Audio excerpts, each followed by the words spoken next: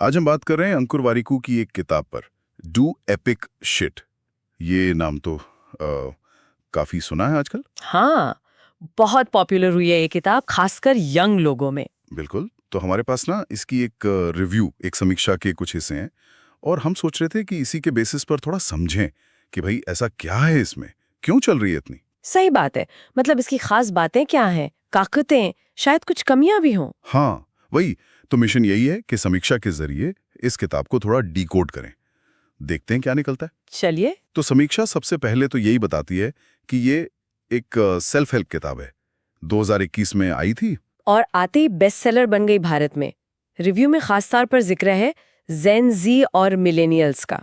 हाँ, मतलब जो आजकल की यूथ हैं या जो अपने 20s 30s में हैं, उनके बीच काफी हिट हुई। बिल्कुल। अच्छा, एक और बात जो रिव्यू में है वो ये कि ये कोई टिपिकल कहानी या स्टेप बाय स्टेप गाइड जैसी नहीं है। नहीं, वैसा नहीं है। समीक्षा इसे बताती है जैसे छोटे छोटे विचारों का, लाइफ लेसन्स का कलेक्शन, ओके। अलग अलग टॉपिक्स पर। जैसे किन टॉपिक्स पर? जैसे सक्सेस है, आदतें हैं, फिर वो अपना काम शुरू करना मतलब एंटरप्रेन्योरशिप, ओके।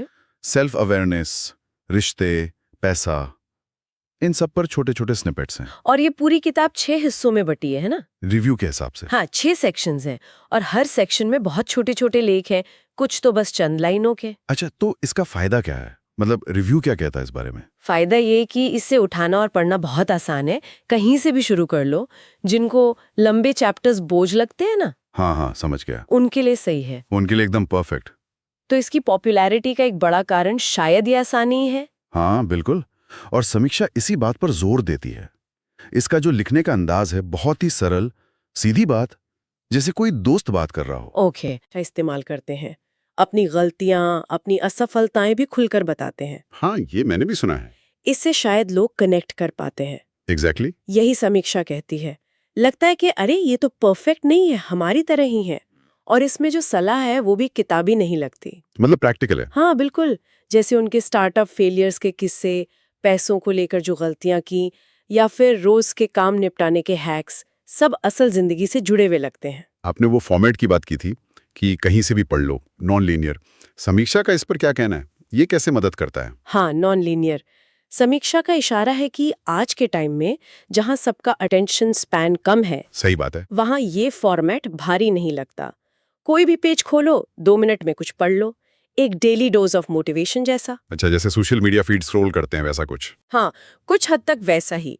समीक्षा कहती है कि शायद यही फॉर्मेट इसे इतना सुलभ बनाता है, खासकर युवा पीढ़ी के लिए।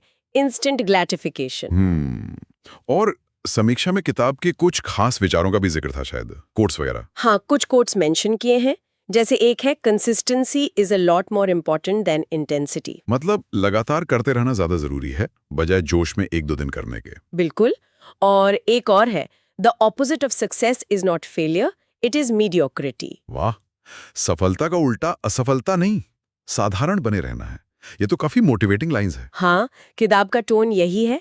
लेकिन समीक्षा सिर्फ तारीफ नहीं करती, कुछ कमियां भी बताती है। अच्छा, क्या कमियां हैं। जैसे अगर कोई पढ़ने वाला बहुत गहरी फिलॉसफी या साइंटिफिक बैकिंग ढूंढ रहा है, तो शायद उसे ये किताब थोड़ी सतही लगे, क्योंकि ये पर्सनल किस्सों पर ज्यादा बेस्ड है, एकेडमिक रिसर्च पर कम। समझ गया। और एक दोहराव वाली बात भी थी शायद, कि विचार रिपीट होते हैं। हाँ, ये पॉइंट भी रिव्यू में है, खासकर उनके लिए जो वारिकू को यूट्यूब या इंस्टाग्राम पर फॉलो करते हैं। अच्छा, तो उन्हें लगेगा कि भाई बातें दोबारा पढ़ रहे हैं। हाँ, ऐसा लग सकता है।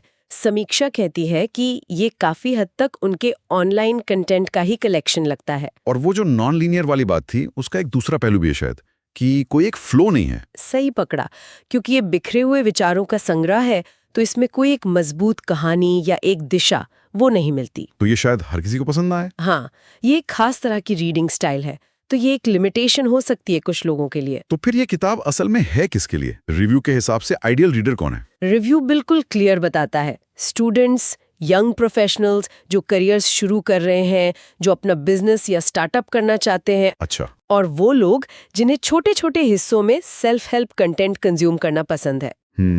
तो इसकी अपील समझना हमें ये भी बताता है कि इस डेमोग्राफिक के साथ, मतलब युवाओं के साथ, किस तरह की सलाह या मोटिवेशन काम करती है। बिल्कुल।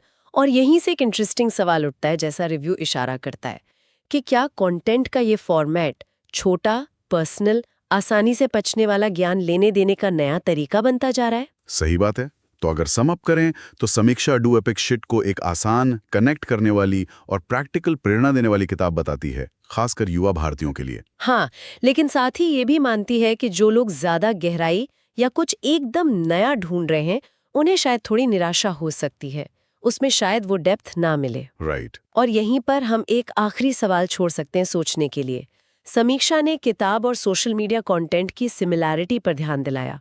हाँ। तो क्या ये फॉर्मेट जो संक्षिप्तता और अपनेपन को गहराई पर तरजीह देता है, ये सिर्फ एक किताब की बात है या ये वाकई एक बड़ा बदलाव है कि हम ज्ञान को कैसे शेयर और कंज्यूम कर रहे हैं? ये सोचने वाली बात है। इस किताब से कहीं आगे की